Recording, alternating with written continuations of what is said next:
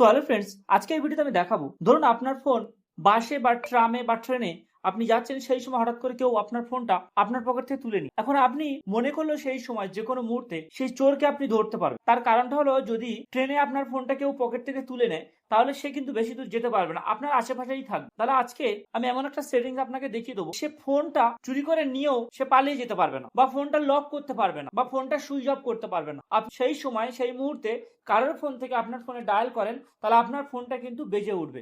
তাহলে আপনি তখন খুব সহজেই সেই চোরকে ধরে নিতে পারবেন। তো চলুন সেই সেটিংসটা আমি দেখাই, কিভাবে আপনি সেই চোরকে ধরবেন বা সেই সেটিংসটা কিভাবে করে রাখবেন। তার জন্য বলে রাখি, চ্যানেলে যদি নতুন হয়ে থাকে প্লিজ চ্যানেলটা সাবস্ক্রাইব করে রাখবেন, আর লাইক কমেন্ট শেয়ার করতে ভুলবেন না। তো প্রথমে কি করবো, আমরা সেটিং এ চলে যাবো।